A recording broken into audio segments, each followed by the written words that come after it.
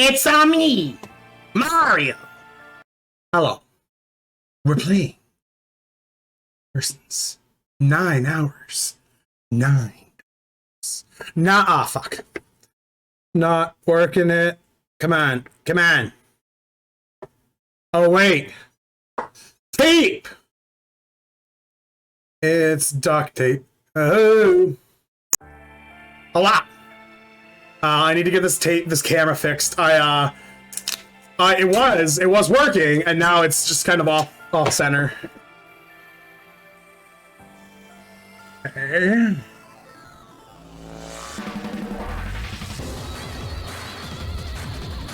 There. That's pretty good to me.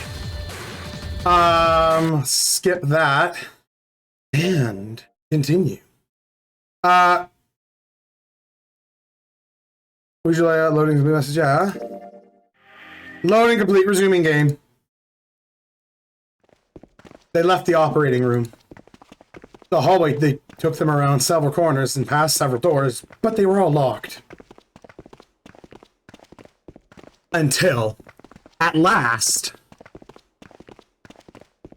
the final door was hidden in a corner of the hall. No loot camp for this game. Why am I even here? He's in the sun right now. He's not actually there. Like, he's not there. Like,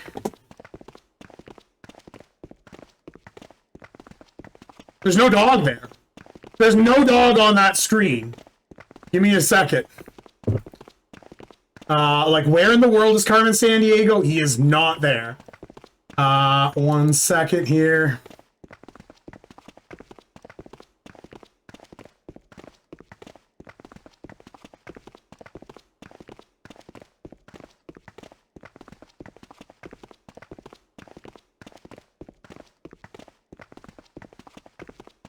Like,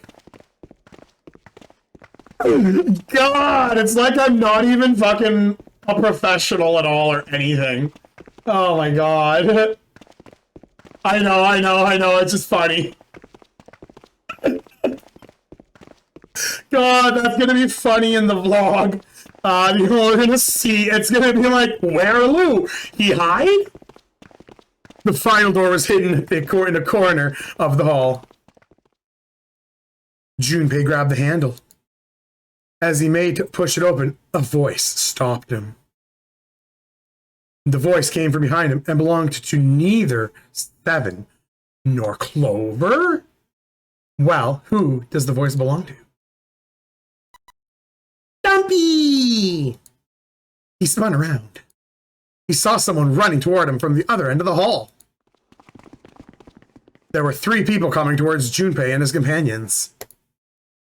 Santa, Lotus, and June. They pulled up short in front of Junpei, breathing hard. Whoa! What the hell is this? What are you doing here? What didn't... Before we could even finish, Clover spoke. Hey, guys, could you take a look at this? She was standing near the end of a small hallway that branched off to the right. The rest of them ran over to see curious as to what she had found. There was something on the wall at the end of the hall. A map of the ship's interior? It said C deck in the upper left corner. If it was, they assumed, a map of the floor they were on. It was, they said. Door 7 and door 8, the map confirmed they both knew. Both doors confirmed what they both knew. What they knew. Both doors eventually led to the hallway they found themselves in. In fact, yeah, isn't that what I said? We aren't going to split up permanently till we find door 9. Might just get separated for a while, but we'll see each other still again. Otherwise, we won't be able to open the 9 door. That's how the nonary game works. Junpei looked at the map of the ship's interior again. As he looked more closely, his surprise and excitement gave way to wariness. One by one, the others saw what he had seen. They moved as one for the door. He pulled the map of the ship's interior off the wall and put it in his pocket, and followed the others. The 6 of them stood in front of the door, arrayed in a semicircle. 7 stepped forward. He took a hold of the door and spoke without looking back at the other 5. Ready? I'm going to open it. Slowly, all 5 of them nodded, their silent assent. With a deep breath, Santa threw open the door.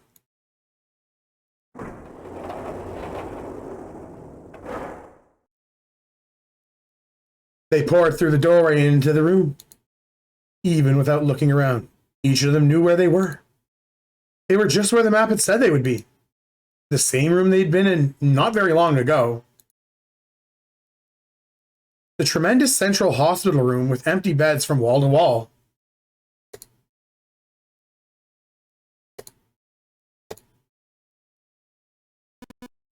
Ah, I see. I believe I understand what you are saying. The 6 of you split into 2 teams and went through doors 7 and 8. You solved the puzzles in the operating room and the laboratory, and then met one another in the hallway after opening your respective locked doors. He looked like anyone might after just waking up, but it seemed his brain was working as well as ever. He had managed to grasp, summarize, and understand each team's report. At any rate, I feel a bit silly for my little show of altruism.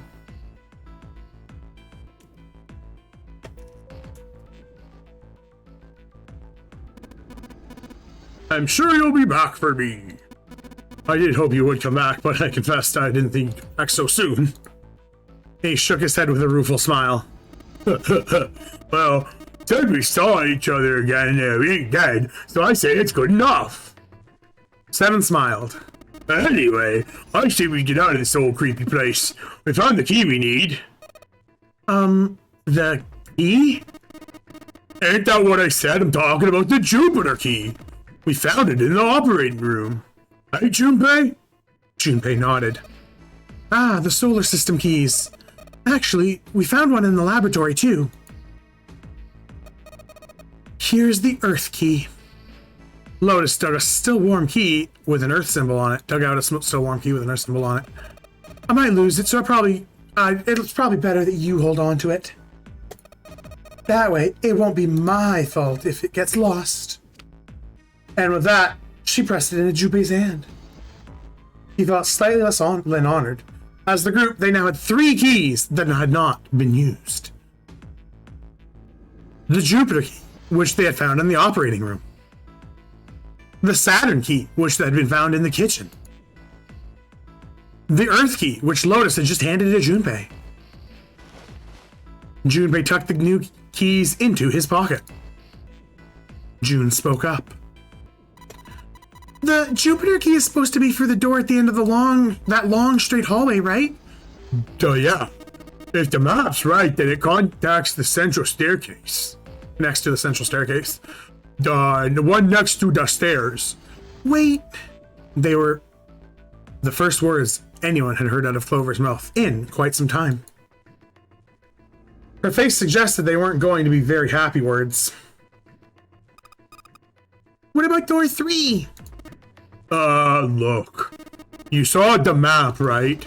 It's the same as 7 and 8. It'd just lead us back to the big hospital room. There's no point in seeing what's on the other side of the door. There is a point. At least, there is for me. There was tears in her eyes, but she glared at 7 as hard as she could. Just the same. She looked very much like a frightened puppy. There wasn't a man alive who couldn't have resisted those eyes. 7 looked everywhere in the room except at Clover and muttered and coughed apologies under his breath. Yeah, you're right. I'm sorry. I just gotta go do something real quick. I just gotta go close the window. A little cold. A little chilly. Big chilly green.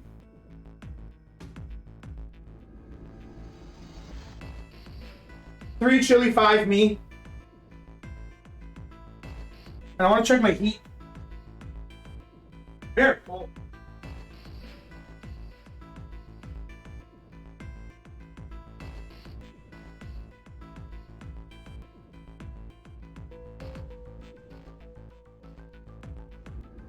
There we go.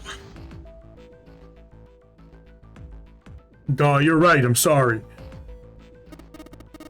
Snakebite be on the other side of door 3. Clover nodded once. Him return.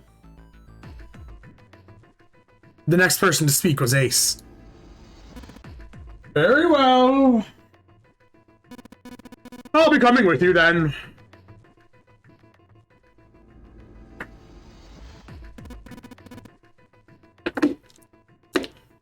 I've had a nice long rest. I think it's time I was up and at it again. Up and at them. Up and at them. Show 7. You will help, won't you? Duh. Me? Junpei did his calculations quickly in his head. Math! It looked like 7 was doing them too. At last, he gave up. Damn, well, I guess that's how it's gotta be. So I'm going with you, huh? Yes, you are. Alright, let's get moving. And so it was decided that Clover, Ace, and 7 would discover what lie beyond door 3. Okay, we're heading out. Be careful. Whoa, didn't think I'd be hearing that from you, Lotus. Don't let it get to your head. I'd be in trouble if the 3 of you bought it. The rest of us can't open door 9 alone. The truth comes out. 7 nodded. I should turn off my noise gate.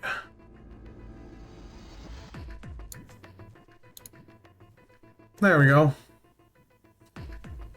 7 nods. This answer much more made sense and pulled the lever on the red.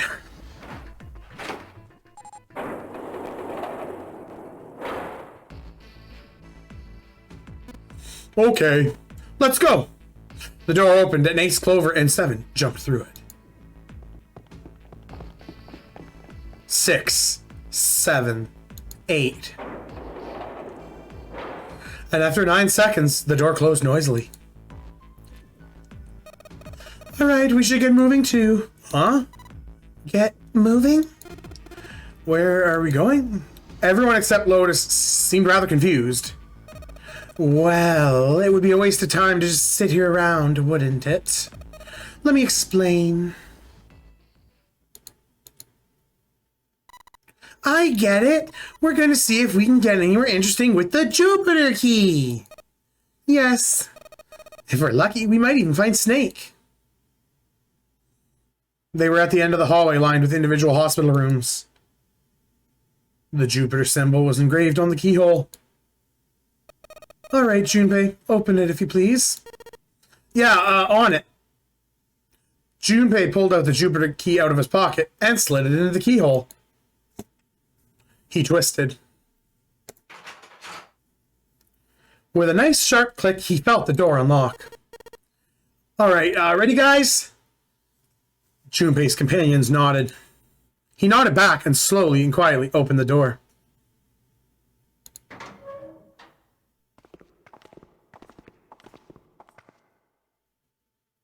Inside was exactly what they expected to see from the map of the ship's interior. Let's go ahead and do a save here real quick.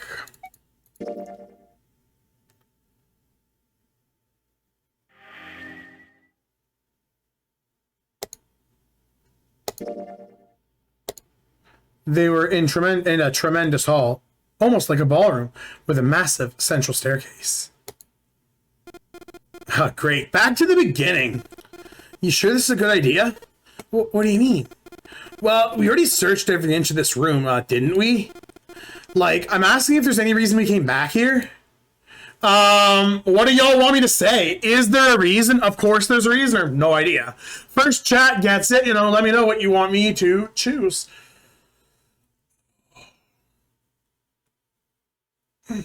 What option should we choose here? Should we say, of course there's a reason, or no idea? No idea? Done deal. That's a good question. Junpei looked off into the distance thoughtfully. Lotus sighed and shook her head. I can't believe this. You guys followed me here, but you don't even know why.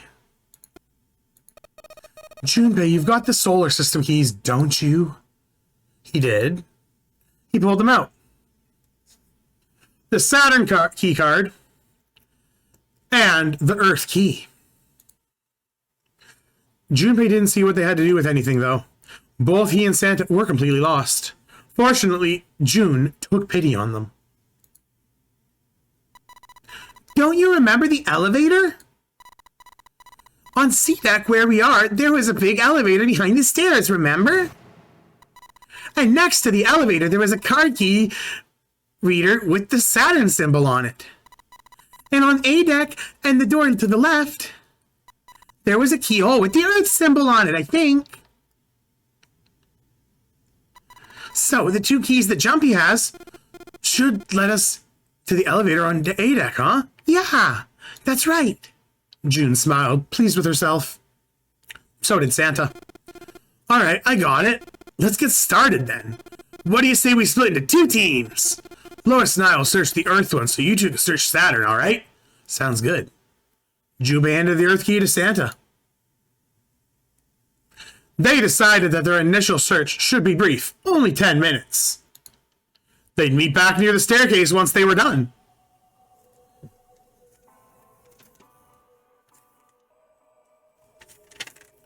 Give me a sec here. I need to grab a piece of paper. Junpei and June headed for the elevators. Sure enough, there was a card key reader bolted next to the wall of the left bolted to the wall next to the left elevator. He lined up the Saturn card key and swiped through the reader. A light on the upper left corner blinked to life. Great! Looks like it's working now. All right. Now, how do we call the elevator? There was a single button to the right of the elevator door. On the button was an upside-down triangle, the universal symbol for down. There didn't appear to be an up button. Junpei pushed it. He didn't have much of a choice.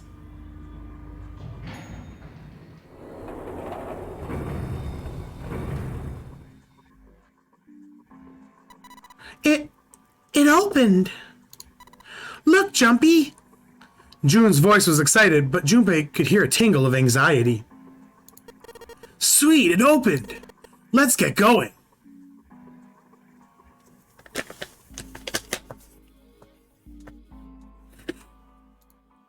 He grinned at June and stepped toward the open door. As he was about to set foot, he felt a hand on his arm. Wait. What? I'm not just... Oh, gosh. Junpei was at something of a loss. What could she possibly be so frightened of? What was June afraid of? What should we say, y'all? Should we say being locked up alone with a bull? Or they could only go down? What's our option here, folks? You get to choose. You tell me in the chat. First chat gets it. Let's see what she's afraid of. What is June probably afraid of? Only going down. She was afraid because the only elevator button pointed down. That meant, of course, the elevator couldn't go any higher than the floor they were on. As he thought about it, Junpei realized he hadn't seen any elevators on A or B decks near the central staircase. All of which meant that the elevators could only convey them to the lower decks. And the floor below them, they were on D deck, should be completely submerged. That meant... Let's go ahead and save the game here. I should have saved right before, but... Oh, well, we'll get that option again another time. Like, would you like to quit? No. That meant... Hey, wait a minute. This elevator came up from somewhere under us, right? Yeah, I guess it did. It didn't open right away after you pressed the button. There was, like, a motor noise. It was, like, moving, then it opened. Yeah, exactly. Yeah. So, let's take a look inside. Junpei jerked his head toward the interior of the elevator. It's not wet at all, is it? The walls and even, like, the floor are totally dry. Oh, You're right, they are. He looked around the elevator, slightly embarrassed. Well, let's test it. Test it? Yeah, like, watch this. Junpei put one foot in the elevator and bent around the corner of the door until he could see the floor buttons. There were only two, E and C. He pushed the E button and jumped out of the elevator. The door slid shut, and they heard the grinding of the motor as the elevator car moved down.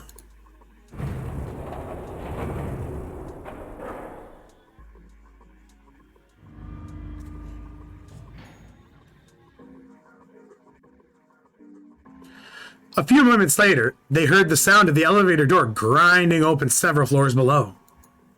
Junpei nodded to June and pressed the elevator button again.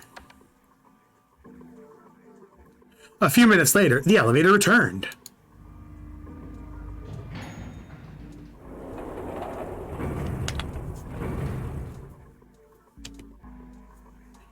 The door slid open, and as Junpei had expected, there was no water to be found.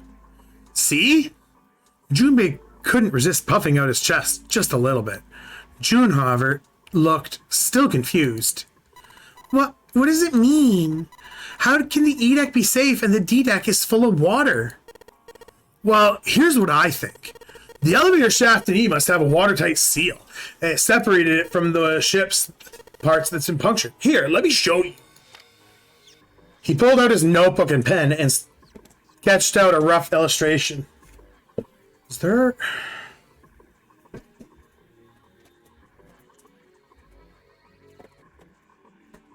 a way that I can... That's not going to work, is it? I'm going to try something here.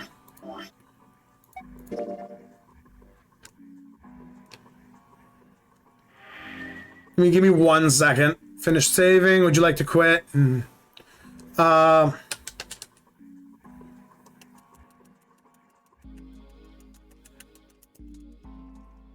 Wait. Try that.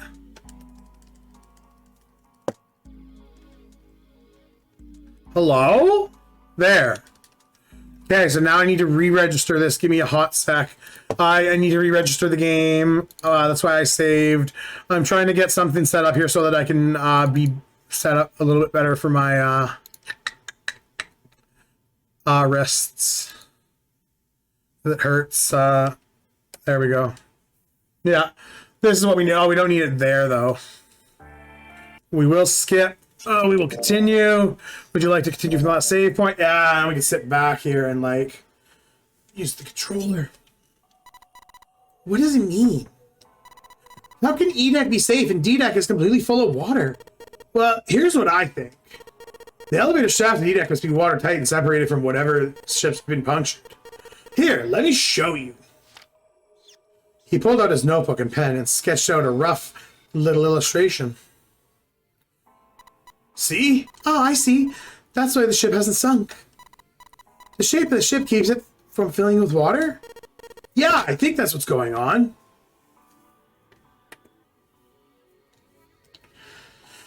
Junpei continued talking as he closed the notebook and slipped it back into his pocket. So I'm going to go down and check it out. You stay here, all right?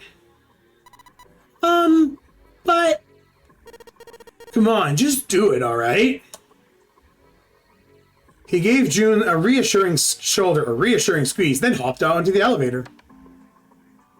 He pushed the E button and the doors began to close. June looked worried, but her eyes darted back and forth as she tried to make a decision when suddenly... I'm coming with you! Huh? At the last possible moment, June dashed forward, turning sideways just in time to slip through the gap between the doors, closing doors. Junpei jammed his finger against the open button, but it was too late. The door had shut. He and June were in the elevator, and it was headed to deck C, to E deck. Not C. E. He was so surprised by June that he didn't even have time to think and awaited what awaited him on E deck. The elevator stopped and the door slid open. They stepped off onto the floor outside the elevator. Nothing seemed especially unusual. No fish going about their fishy business or jellyfish floating lazily through the water. There was, however, a blowfish, or at least something that looked like very much like one. June's cheeks were puffed up in a mouth in a tiny, intense frown. Oh, knock it off. Like I thought, this part hasn't flooded. Come on, just look around. There's no water here. June looked around nervously, then exhaled. You're right. It's not flooded at all. See? But there's a whole lot of water. Yeah, right on top of us. What's gonna happen if the ceiling breaks? Oh, what's gonna happen if the ceiling breaks? Junpei thought about it for a moment. Oh well, we're probably gonna die. Oh, don't be so casual about something like that, please. At any rate, we should probably go back as soon as we're done looking around down here. Lotus and Santa might already be back. Okay, good idea. Junpei glanced around the room they'd found themselves in. The first thing he'd noticed was a set of thick iron bars. They ran the length of the room, separating from the left elevator from the right. Well, we can't go over there. Right. Then, perhaps, in the corner of the room that housed the elevators, Junpei found an opening. He walked up to it and stuck his head around the corner. A long, straight hallway stretched out in front of him. The door at the end of the hallway, there's something written on it. Yeah, let's go have a look. Junpei and June started down the hallway with a brisk clip somewhere between a run and a jog. Before long, they found themselves in front of the door. On it was a number written in bright red paint. 6. I knew it! This is that numbered door! And indeed, there was a red bolted to the right next to the door. Of course, there was only 2 people. With 2 people, they couldn't do much with this. Alright, let's head back. Yeah. Junpei and June headed back to C-Deck. On their way back, Junpei noticed a map on the wall. As it turned out, it was burnt map of ship's interior, E-Deck.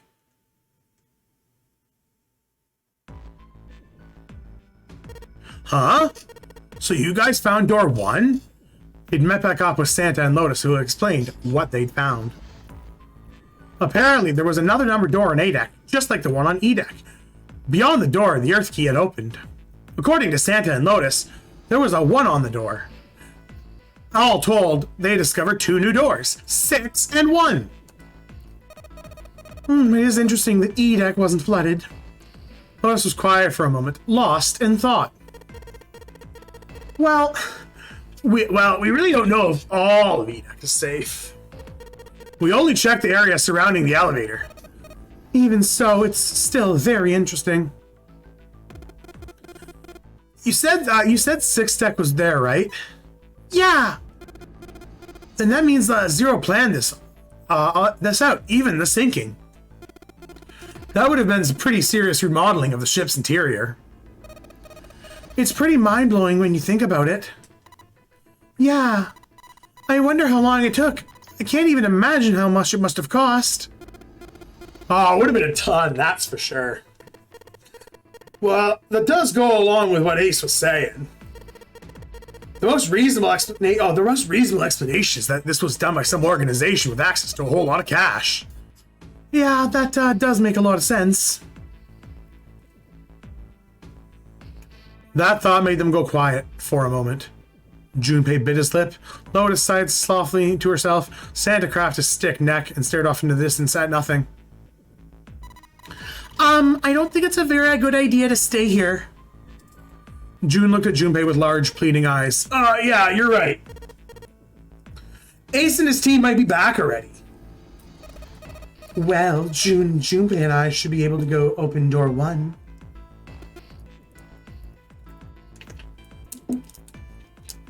Huh? You guys leaving me behind? Math. Just kidding.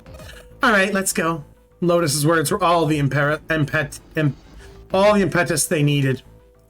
Back to the large hospital room they went.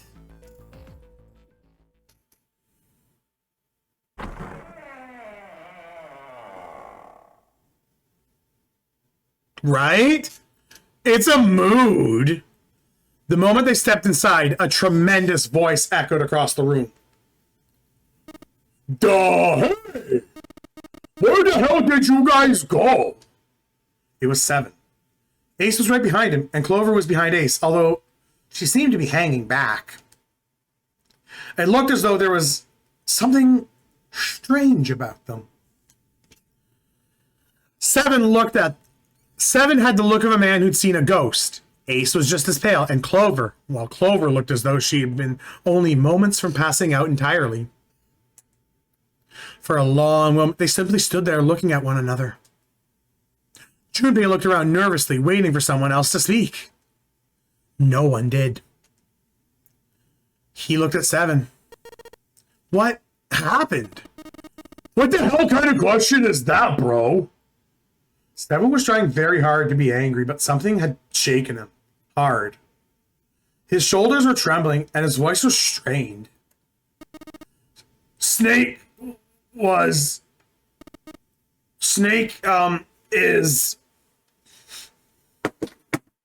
We have to stretch.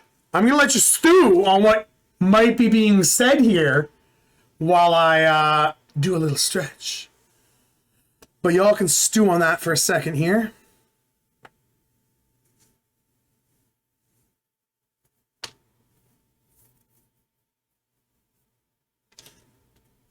Oh, it's going to be a big stretch. Okay. All right. Are y'all ready?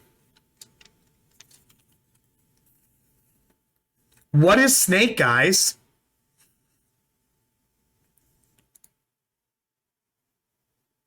Seven couldn't finish. I'm getting a phone call. 1 second.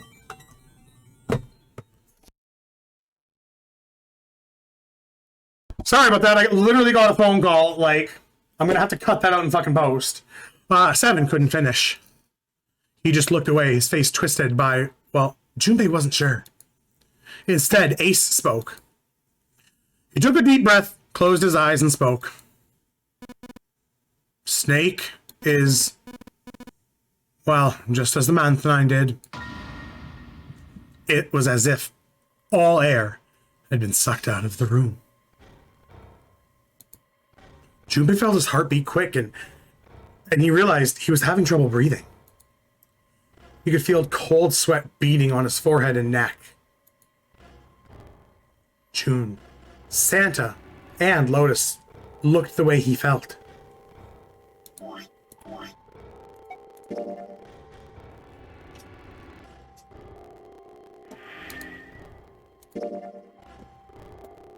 All three of them were frozen in place. Their faces white. Oh my god, that's not true, is it? We should make sure. Yeah, right, we should. They nodded to one another and they headed for the door number 3. Wait! Not that way! They stopped short and turned and looked around at Seven.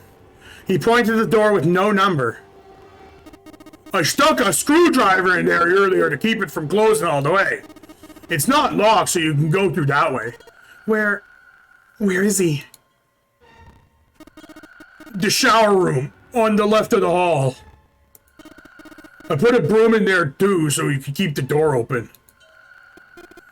We can get in there without going through the numbered door, right? Yeah, that's right. Their new destination clear, Junpei and his companions headed for the door with no number.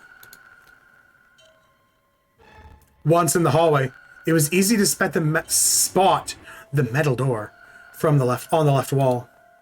It hadn't been open when they left through before. But now, just as Seven had said, there was a broom stuck between the door and frame keeping it open. There was a screwdriver, sorry. There was a broom? Did they say screwdriver?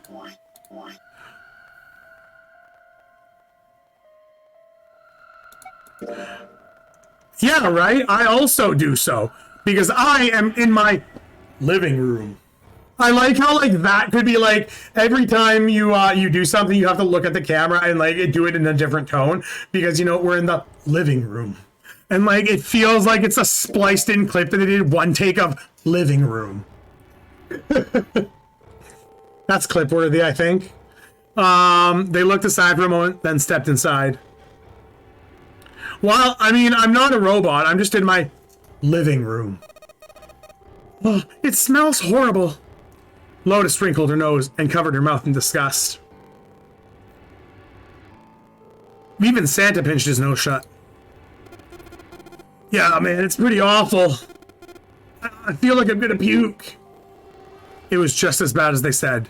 Perhaps worse. A hideous smell filled the air, so thick they could almost taste it. Right? It was sour and smelled of fish, feces, and burnt meat. It worked the way through Junpei's nose and down his throat to pound against the entrance of his stomach. He put his hands over his mouth and struggled to keep what little belongings his stomach had. They didn't have time to wonder where the body was. There was blood everywhere. A few arms of the splatter reached towards them as they walked in through the door. All one of them had to do was follow one of the main radial arms to their source. The body itself was hidden behind a divider. June, you should stay here. But please, just do me a favor, okay? Just, alright, please. He didn't give her much chance to say no. He put his hand on her. He put his hand on her shoulder as if to shove her into the ground like a tent pole, turned and walked toward the end of the divider. It felt like it took an eternity for them to get there, for him to get there. Santa and Lotus followed, timid and nervous as a pair of children. Eventually they reached the divider.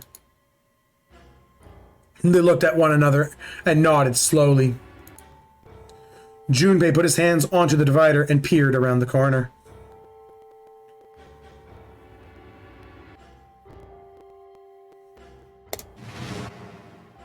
For a moment, he forgot how to breathe.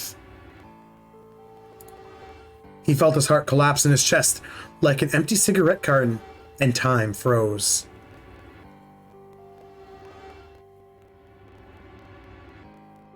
Wait, I can make that funnier. Give me a sec. And time froze. Yeah, that's a funny joke. He knew in the instant that he would take the image that that image to his grave, with him to his grave.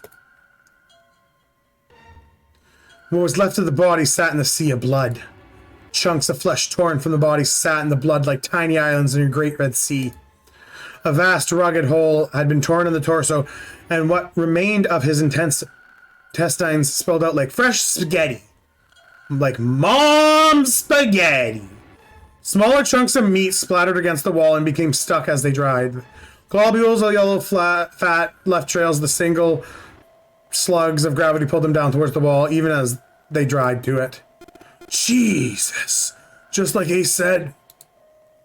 Santa's voice was strange. Junpei suspected he was holding down some vomit of his own. Like the ninth man. The detonator in his bracelet set off in his gut.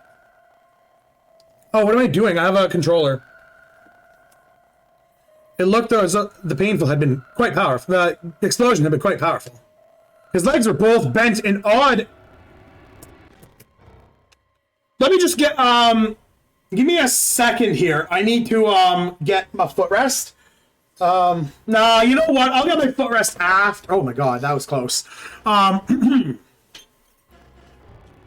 His legs were both bent in an odd, unnatural way, and his left arm had split open, exposing the painfully white bone of his ulna. Of his ulna. Oh, no. Oh, I have a controller. His bracelet lay next to him. It seemed to have hit the wall hard enough to have shattered the display, which lay on the ground in pieces. Half of his head had simply collapsed. The blood coating almost made it look like the raw pizza dough coming out covered in tomato sauce. His clothes, too, were covered in blood. The burgundy tie, the white shirt, the jacket, the yellow piping, the gray slacks, they were all familiar to Junpei. No mistake about it. It's Snake. Lotus's voice was undeeply natural and strained. Junpei heard it catch in her throat.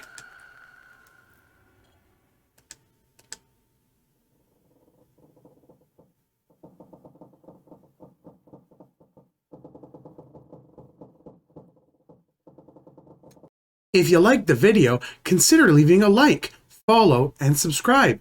Check us out on other social medias linked in the description. Bye now.